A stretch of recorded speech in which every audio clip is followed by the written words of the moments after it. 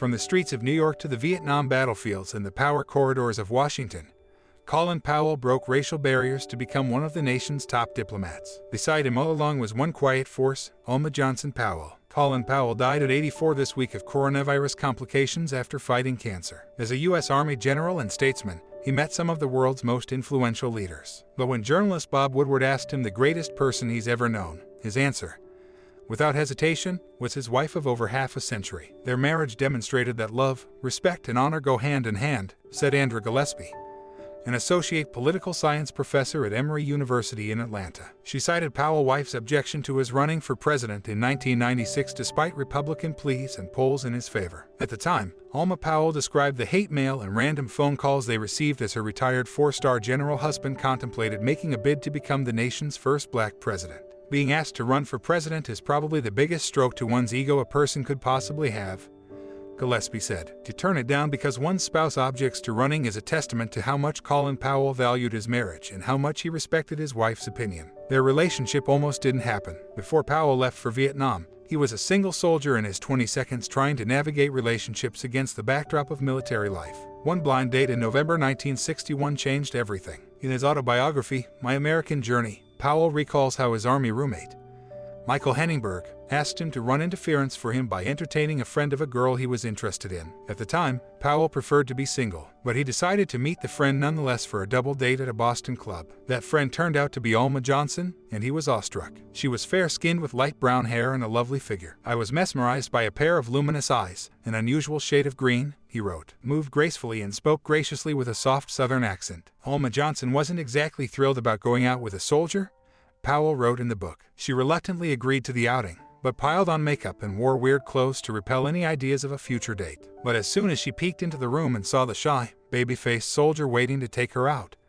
she was curious about him. She vanished into the bathroom, redid her makeup and changed her clothes, he wrote. At the time, she worked as an audiologist for the Boston Guild for the Hard of Hearing. A night of music, drinks and conversations about their professions led to a second date. Before long, they were exclusive. At first, he wasn't sure she'd fit in. Powell was smitten, but he wasn't sure how she'd fit into his loud, West Indian family. She'd grown up in Birmingham, Alabama, while he was the son of Jamaican immigrants in New York's Bronx borough. Parties at his house were loud and ran all night or until the rum dried out, whichever came first. A well-bred girl from a proper Southern family needed to be exposed gradually to noisy, fun-loving West Indians, Powell wrote in his autobiography. His family loved Alma Johnson, and her feelings were mutual. She met all his bachelor and couple friends in the military. Compared to the segregation in the South, she was fascinated by the military's social integration, Powell wrote. Her father was an influential principal at a Birmingham school for black students in the 1960s, a time when the state was in the throes of the civil rights movement. By the summer of 1962, just before President John F. Kennedy ordered Powell to go to Vietnam as part of a group of advisors, he proposed to his girlfriend. Powell's father was so wary of the racial conflict in Alabama at the time, he threatened not to go to the wedding in her hometown. "You wouldn't catch me dead in Birmingham," Luther Powell is quoted as saying in his son's book. "I'll send you a telegram with my best wishes." But when he found out his daughter and son-in-law, an interracial couple from Buffalo, New York, would brave the trip to the South for the wedding, he had to rethink his stance. The Powells were married at Birmingham's First Congregational Christian Church on August 25, 1962. An ecstatic Luther Powell watched them exchange vows at the crowded church, his son wrote. But parties were different in the South. He was stunned that there was no alcohol or music at the reception. She faced challenges as a military wife. Colin Powell's military path started with the Reserve Officers Training Corps at City College in New York. In 1989, after serving as National Security Advisor, he rose to the rank of a four-star general before becoming the first black chairman of the Joint Chiefs of Staff and later Secretary of State. Secretary of Defense Dick Cheney administers the oath of office to Gen.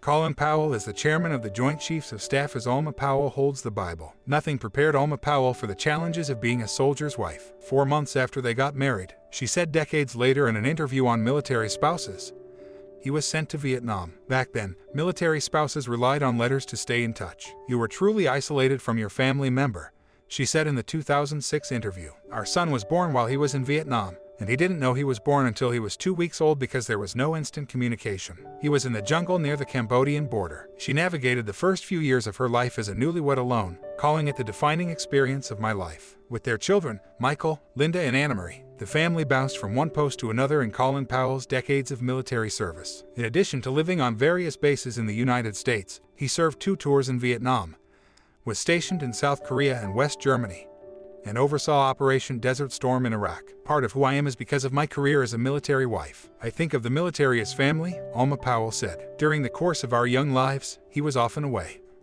So, like many military spouses today, you're essentially a single parent. Your job was to make a home wherever you were. Home was where we were as a family, wherever that was. A life of public service toward America's promise. Colin Powell was admired on the national and world stage, but his reputation at senior government levels was tainted by his decision to lead the United States into a long, disastrous war in Iraq. As George W. Bush's first Secretary of State, he pushed faulty intelligence before the United Nations to advocate for the Iraq War, which he would later call a blot on his record. After his 4 decades of public life in which he held roles as the nation's top soldier, diplomat, and national security advisor, he stepped down from his job as Secretary of State in 2005. But he did not fade from public service. He gave back to his alma mater, the City College of New York, through the Colin Powell School for Civic and Global Leadership, a nonpartisan educational, training, and research center. Alma Powell never sat on the sidelines, either. Like her husband, she was an avid youth advocate, and she wrote 2 children's books,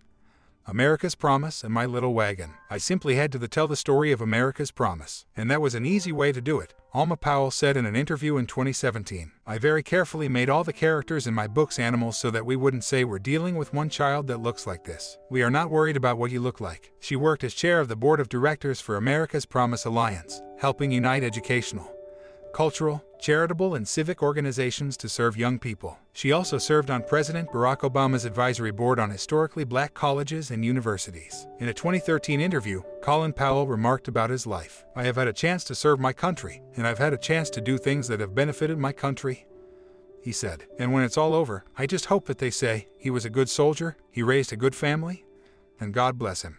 That's all I ask for. Together, the Powells exemplify the selflessness and respect that can apply to any relationship, said Gillespie, the political science scholar. In a nation where, according to the most recent figures from the American Psychological Association, the long-term probability of divorce is close to 50%. It is always heartwarming to see couples who are able to have long-lasting, healthy relationships, she said. Throughout his journey as a trailblazing soldier and diplomat, Powell did not walk alone. He had a partner in more ways than one.